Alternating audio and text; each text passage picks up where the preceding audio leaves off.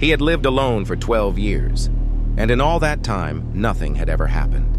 No strange noises, no unexplained shadows, no reason to feel afraid in his own home. That was the part that bothered him the most when it finally began. Because fear doesn't arrive loudly. It arrives quietly, disguised as something ordinary. At first it sounded like the house settling, a soft, hollow click from somewhere inside the walls. He ignored it like anyone would. Old houses make noises. That's what he told himself. That's what everyone tells themselves. His name was Daniel. He was 39 years old, worked remotely for an insurance firm, and rarely left his house unless he needed groceries. He wasn't lonely.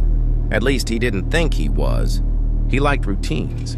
Morning coffee at exactly 6:40 a.m. news, playing low in the background. Laptop open by 7:15. Dinner by 7, lights out by 10:30. Nothing unexpected ever happened in Daniel's life, and that was how he preferred it. The house sat at the edge of a quiet suburban street, not isolated, not crowded. The kind of neighborhood where people waved but never stopped to talk. The house itself wasn't old by horror movie standards. Built in the early 1990s, 2 floors, 3 bedrooms, too much space for one person, according to everyone who ever visited, which wasn't many. Daniel liked the extra space. It meant silence, or at least it used to. The first sound happened on a Tuesday night. He remembered that because trash day was Wednesday, and the bins were already out front. He was brushing his teeth when he heard it. A soft knock, not on the door, not on a wall, somewhere deeper, inside the house. It was subtle enough that he paused, toothbrush still in his mouth, listening. 5 seconds passed. Nothing else happened. He finished brushing and went to bed. That should have been the end of it. The next night, it happened again. This time, Daniel was lying in bed, lights off, phone charging on the nightstand. The sound came from above him. 3 light taps, evenly spaced, like someone testing a surface. He sat up. The tapping stopped immediately. He waited. 30 seconds. A minute. Silence. He told himself it was the attic cooling down. Temperature changes cause expansion. That explanation felt good, scientific, rational. He went back to sleep. On the 3rd night, the sound moved. It came from the hallway outside his bedroom. A dragging noise, faint but deliberate, like fabric brushing against carpet. Daniel stood in the doorway, heart beating faster than it should have for something so small. The hallway was empty. Doors closed. Lights off. Nothing out of place. He stood there longer than necessary, waiting to hear it again, almost hoping it would repeat so he could prove it was nothing. It didn't. From that night on, Daniel began listening more closely. Too closely. Silence became something he paid attention to instead of something he enjoyed. Every normal sound felt suspicious. The refrigerator hum, the air vents, the ticking of the wall clock downstairs. His house hadn't changed, but his awareness had. By the end of the first week, the sounds had a pattern. They always happened after midnight, always when the house was quiet, and always when Daniel was alone with his thoughts. On Sunday night, he decided to investigate, not because he believed something was wrong, but because he wanted proof that nothing was. He waited in the living room with the lights off, sitting perfectly still on the couch, phone face down beside him. Midnight passed. Then 12:14 a.m. At 12:17, he heard it, a slow creak from the ceiling above the kitchen. Then another. Then silence. Daniel stood up and turned on the kitchen light. Nothing. No movement. No signs of disturbance. The attic access panel was closed just as it always was. He stared at it longer than he meant to, feeling something unfamiliar settle in his chest. Doubt. The next morning, he called a contractor. Not because he was scared, because he wanted answers. The inspection took 2 hours. The attic was clean. No animals, no loose beams, no explanation for tapping or dragging sounds. The contractor shrugged and said houses do weird things sometimes. Daniel thanked him and felt embarrassed for calling in the first place. That night, the sound didn't come from the walls. It came from the bedroom door. One gentle knock, then nothing. Daniel didn't move. He stared at the door, listening so hard his ears rang. He told himself it was air pressure, a trick of the house. He didn't open it. After several minutes, he convinced himself it hadn't happened at all. The following night, the knock returned. 2 taps this time, slightly louder. Daniel sat up in bed and spoke without thinking. "Hello?" His voice sounded small in the darkness. There was no response. The knock didn't repeat. From that moment on, the house no longer felt empty. Daniel began sleeping with the bedroom light on. He started keeping his phone unlocked on the nightstand just in case. He didn't know what he was afraid of, only that something had changed. The sounds were no longer random. They felt intentional, measured, as if whatever was making them was learning. On the 10th night, Daniel heard footsteps, slow, careful, moving down the hallway. They stopped directly outside his bedroom door. He held his breath. The handle didn't move. The footsteps didn't continue. They simply stood there, waiting. After what felt like hours, the steps retreated. Daniel didn't sleep at all that night. The next day, he noticed something that made his stomach tighten. The hallway carpet just outside his bedroom was slightly indented, as if someone had been standing there for a long time. Daniel stood in the hallway for a long time, staring at the carpet. He pressed his foot into it, then stepped away, watching how quickly it lifted back into place. The indentation he had seen earlier was gone now, which somehow made it worse. Proof disappears faster than fear. He told himself he was overreacting. Lack of sleep does that to people. It turns ordinary details into threats. He showered, dressed, and sat at his desk trying to work. But his eyes kept drifting toward the hallway camera feed on his second monitor. He had installed a small indoor security camera that morning, not because he believed someone was inside the house, because it felt irresponsible not to. The first night with the camera felt different, safer almost. Daniel watched the live feed from his bedroom before turning the lights off. The hallway was empty, perfectly still. He placed the phone on his nightstand and forced himself to lie down. Midnight passed, then 1 o'clock. Nothing happened. Relief crept in slowly, like warmth returning to numb fingers. Maybe it had all been in his head. At 2:06 a.m., the camera sent a motion alert. Daniel's eyes snapped open. His phone screen lit up with the notification. Motion detected, hallway. He didn't move. He didn't even breathe at first. The live feed loaded slowly, buffering just long enough for his mind to imagine everything it could possibly show. When the image appeared, the hallway was empty. No movement, no shadow. The alert timestamp blinked at the top of the screen. He replayed the clip. Nothing. No visible motion, no sound. Just an empty hallway and the faint hum of the camera's microphone. Daniel sat up, heart racing, trying to understand how motion could be detected where nothing had moved. He told himself it was a glitch. Cheap hardware. Dust particles. He turned the phone face down and didn't check it again. The next morning, he reviewed the footage on his laptop.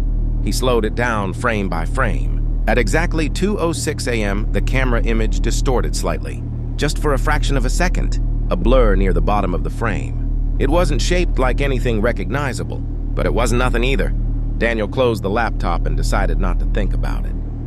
That night, the sounds returned, louder this time, more confident. The dragging noise moved from the hallway to the stairs, downward, step by step. Daniel listened from his bedroom, frozen, counting each sound as it happened. When it reached the bottom, it stopped. Then came the knock. 3 taps. Slow, deliberate, on his bedroom door. Daniel whispered his own name without realizing it, as if saying it out loud would remind him who he was, where he was. The knocking didn't stop. It didn't grow louder either. It stayed exactly the same, like a question waiting to be answered. He didn't open the door. Eventually, the knocking ceased. The footsteps retreated. The camera captured none of it. Over the next few days, Daniel's routine collapsed. He stopped working regular hours. He forgot to eat. He slept in short, shallow bursts, waking at every sound. The house felt smaller now, as if the walls were slowly leaning inward. He avoided the hallway whenever possible. When he had to cross it, he kept his eyes forward, refusing to look at the bedroom door at the end of the hall. On Thursday afternoon, Daniel noticed something new. The sounds were responding to him. When he stayed awake, they stayed quiet. When he tried to sleep, they returned. It felt intentional, observant, like whatever was inside the house. Understood timing, understood patience. That night, he decided to test it. Daniel turned on every light in the house and sat in the living room, staring at the hallway camera feed on his laptop. Midnight passed. Then 1 a.m., 2 a.m., nothing happened. He nodded off in the chair sometime after 3. He woke to the sound of breathing. Not his own. It came from the hallway, slow, controlled, close enough that he could hear. The slight rasp on each inhale. Daniel's eyes flew open, locking onto the laptop screen. The hallway camera feed was active. The hallway was empty.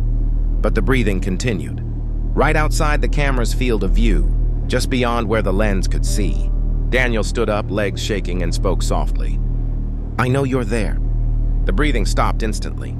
The silence that followed felt heavier than any noise. After a few seconds, the camera feed glitched again. This time, the distortion lingered.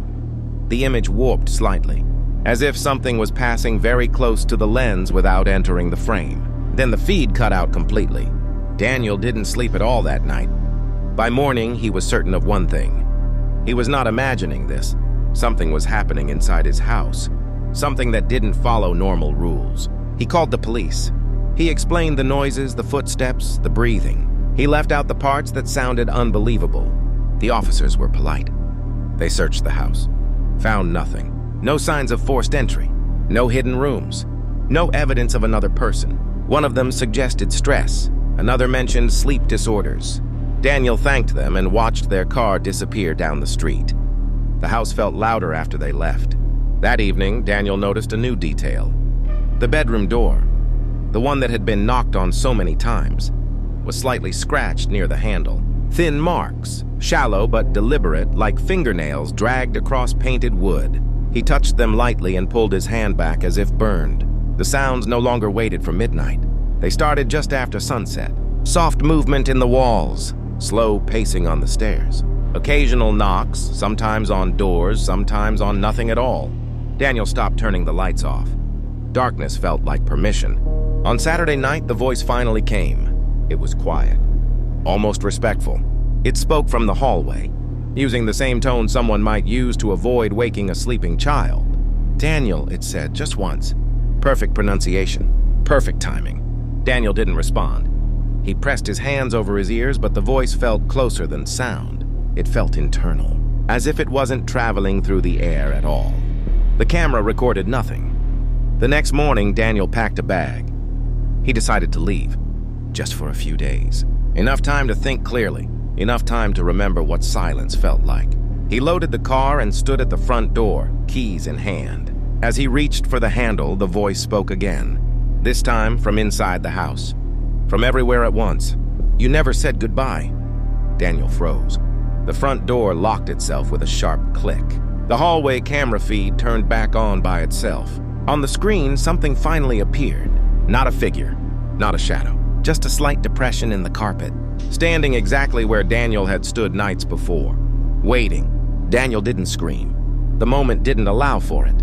Fear like this doesn't explode. It compresses. It pulls everything inward until there's no room left for sound. He stared at the screen, at the shallow impression in the carpet that shouldn't have been visible to the camera at all. The feed was grainy, low resolution, but the shape was unmistakable, human-sized, upright, still. The front door remained locked. Daniel tested the handle once gently, as if not to offend whatever had decided to notice him. The lock didn't budge. He stepped backward slowly, never turning away from the hallway. The house felt aware now, not alive in a way that could be explained, but attentive, like something that had finally achieved eye contact after years of watching from the corner of a room. He spent that night on the living room couch. Lights blazing, television on low volume, laptop open to the camera feed. The indentation in the carpet didn't move. It didn't deepen or fade. It simply remained, as if the house itself had decided to remember where something stood. Around 3:30 a.m., Daniel noticed something else. The impression wasn't perfectly still. It shifted slightly every few minutes, just enough to suggest balance. Weight being adjusted from one foot to the other. At sunrise, the indentation vanished. No sound, no movement, just gone. Daniel used the moment to try the door again. It opened easily this time, as if it had never been locked at all. He stepped outside, breathing in cold morning air, and felt his chest loosen for the first time in days. He got into his car and drove. He didn't know where he was going. Only that distance felt necessary. He stayed at a roadside motel, too, hours away. Cheap, clean, forgettable. That night, he slept for almost 6 hours straight. No sounds, no voices, no footsteps. When he woke, it felt like waking from an illness. Something heavy had lifted. He considered calling in sick to work, maybe extending the stay, pretending his house didn't exist. At 12:17 a.m., someone knocked on the motel room door. 3 slow taps, evenly spaced. Daniel sat upright in bed, heart hammering. He didn't move. He didn't answer. The knocking didn't repeat. After several minutes, he forced himself to check the peephole. The hallway was empty. No footsteps retreating. No elevator sounds, nothing. He backed away from the door, shaking. That was when he noticed the sound. Not knocking. Not footsteps. Breathing. Faint, controlled, coming from inside the room. From the space behind him. Daniel turned slowly. The room was empty, but the sound continued close enough to feel. The television turned itself on. Static filled the room. Beneath the hiss, a voice whispered, "You don't leave." Daniel didn't stay the night. He grabbed his bag and ran.